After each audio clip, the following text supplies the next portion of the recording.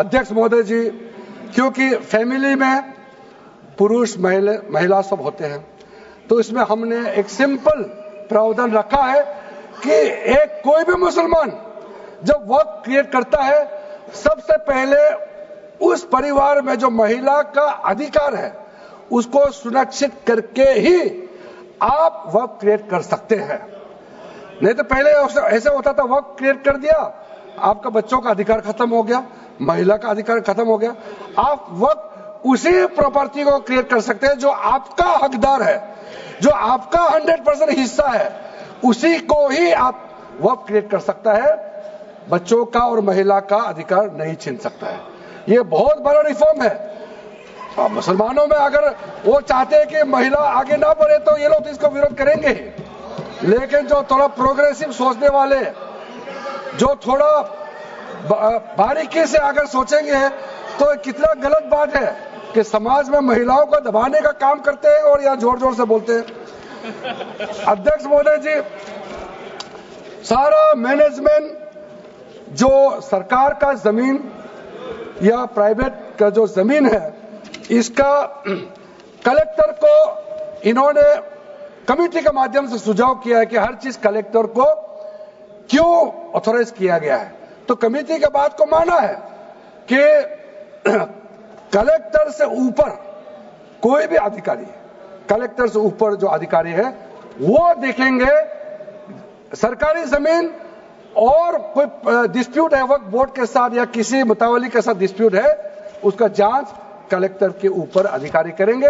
ये कमेटी ने सुझाव दिया था और उसी को मान करके आज इस सदन में पेश किया जा रहा है। एक महत्वपूर्ण सुझाव हम लेके आ रहे हैं, अमेंडमेंट लेके आ रहे हैं, इसमें मैं मानता हूं कोई विरोध नहीं करेगा। ये इसमें शुरू में छूट गया था, मैं सर खुले दिल से आपको कहना चाहता हूं, लेकिन बहुत सोच समझ के साथ ये प्रावधान अमेंडमेंट हम लेके आ रहे हैं कि जब आप वक्फ प्रॉपर्टी क्रिएट करेंगे तो ऐसा नहीं होना चाहिए कि आप ट्राइबल एरिया में जाकर के आदिवासी का जमीन को आप वक्फ क्रिएट कर दें। ये नहीं होना चाहिए। इसलिए हमारा देश के आदिवासियों का संरक्षण को ध्यान में रखते हुए शेड्यूल 5 और शेड्यूल 6 में आप वक्फ प्रॉपर्टी क्रिएट नहीं कर सकते हैं। ये एक महत्वपूर्ण अमेंडमेंट लेके आया है। डिटेल में अब आगे अध्यक्ष महोदय आपको मैं बताऊंगा। वक्फ ट्राइब्यूनल के बारे में सर मैं संक्षेप में, अभी फ्लोर खुलने वाले हैं, मैं आपके हाथ फ्लोर छोड़ने वाले हैं, तो मेरा जो वाइंड अप को आप ध्यान से सुन लीजिए। जो ट्राइब्यूनल है, ट्राइब्यूनल में 2 मेंबर का हमने प्रस्ताव रखा था, तो कमेटी ने कहा कि 2 मेंबर ठीक नहीं है, इसमें 3 मेंबर होना चाहिए। ये प्रस्ताव भी मंजूर किया गया है। तो वक्फ ट्राइब्यूनल में 3 मेंबर होगा फिक्स टेन्योर का साथ, और उसमें आज टोटल लिटिगेंट्स 14,417 केसेस है। आप सोच के देखिए, तो ट्राइब्यूनल में जल्दी जल्दी केस डिस्पोज हो, 3 मेंबर्स का ट्राइब्यूनल बनाया गया है। उसके बाद में उसका टेन्योर को फिक्स किया गया है। उसके बाद में जो एक बहुत स्ट्रिंजेंट प्रोविजन था, पहले ऑटोमेटिक अपील करने का राइट नहीं था, स्पेशल रिव्यू पिटीशन ही कर सकते थे ट्राइब्यूनल के ऑर्डर के बाद। तो आज हमने एक अच्छा सोच के साथ खुला मन से ये कहा है कि अब अगर आप वक्फ बोर्ड का निर्णय से खुश नहीं है, वक्फ ट्राइब्यूनल का निर्णय से खुश नहीं है, तो आप अदालत जा सकते हैं। ये रास्ता भी हमने खोल दिया है। उसके बाद सर कंट्रीब्यूशन, एनुअल कंट्रीब्यूशन, ये भी आपका ही सुझाव था कमेटी वालों का कि जो कंट्रीब्यूशन देते हैं वक्फ बोर्ड मुतावली जो देते हैं उसको घटाना चाहिए, तो उसको 7% से 5% घटा दिया है, ताकि ज्यादा पैसा आप चैरिटेबल पर्पस के लिए खर्चा कर सके। तो अच्छा जो प्रॉपर्टी मैनेज करता है वो तो सरकार को शाबाशी देंगे। उसके बाद एक बहुत ही महत्वपूर्ण प्रावधान है जो हमको रखना पड़ा, आपने लॉ ऑफ लिमिटेशन को इस वक्फ बोर्ड का प्रावधान से हटा दिया था, इसको हमने लगाया है।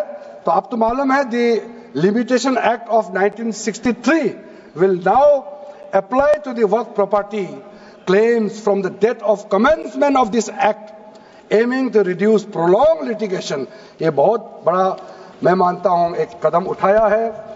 और जो सेक्शन 40 सबसे ड्रैकोनियन प्रोविजन इस एक्ट में था तो सेक्शन 40 था। सेक्शन 40 के तहत वक्फ बोर्ड, आप लोग बार बार कहते हैं ना ये ऐसा नहीं है, ऐसा ही है। सेक्शन 40 में किसी भी जमीन को आप वक्फ प्रॉपर्टी डिक्लेयर कर देता था, वो प्रॉपर्टी को हमने हटा दिया है। वो कोई भी जमीन को वक्फ प्रॉपर्टी डिक्लेयर करके फिर किसी गरीब के लिए नहीं करना है। वो लोग, कुछ लोग, चंद लोग अपने के लिए, अपने फायदा के लिए इस्तेमाल करते हैं। ओवैसी मैं तो नाम नहीं लूंगा, लेकिन सर ये प्रावधान को इतना मिसयूज हुआ, इसलिए तो इतना लाखों प्रॉपर्टी की संख्या बढ़ गई। अब किसी प्रॉपर्टी को कैसे आप क्लेम कर सकते हैं? इसलिए इस सेक्शन 40 की वजह से, अध्यक्ष महोदय जी, इस सेक्शन 40 की वजह से कई मुद्दे इस देश में आया है।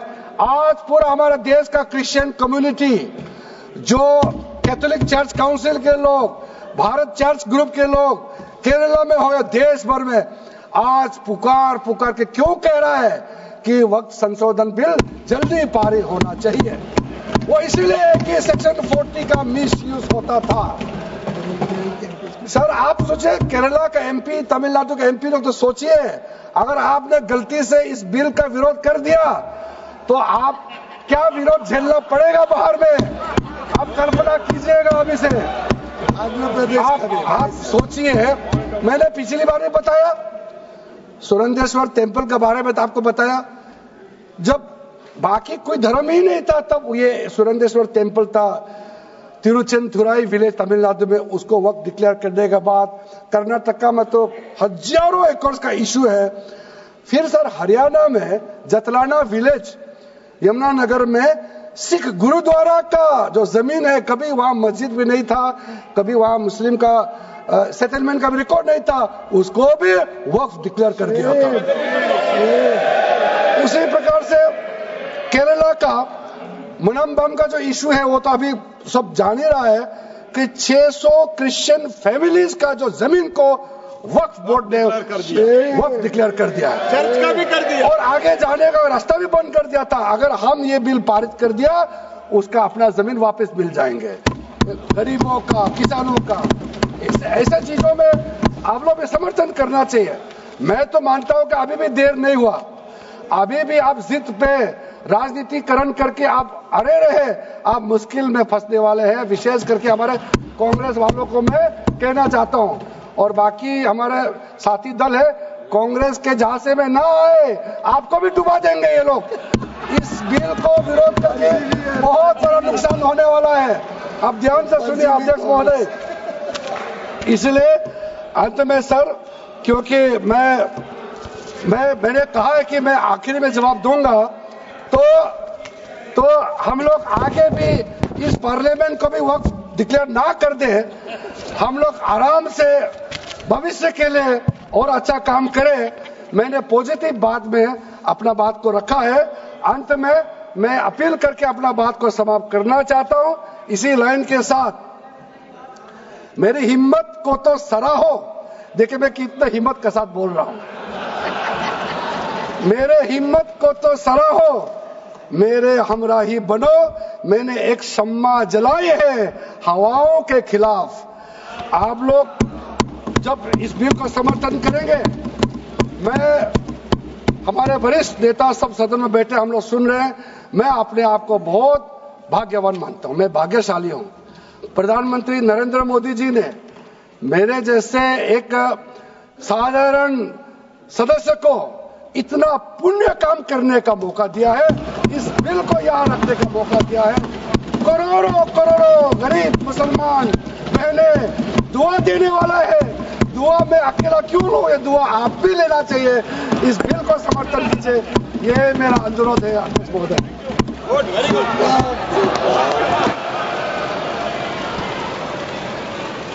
श्री गौरव गोगोई।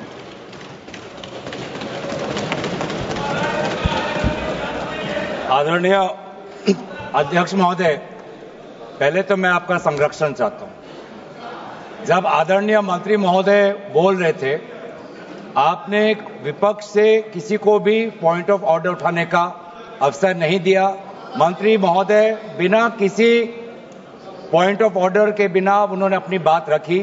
वही संरक्षण आप मुझे दे, मैं वही अपेक्षा करता हूं। मंत्री महोदय ने अपनी पूरी बात रखी, आपने उनको कुछ नहीं कहा। उन्होंने राजनीतिक आरोप लगाए, उन्होंने हाउस को मिसलीड किया, आपने सुना। वही संरक्षण एक बात है गौरव जी, आप हमेशा सदन पर ये कैसे आरोप लगा सकते हैं कि आपने उनको कुछ नहीं कहा?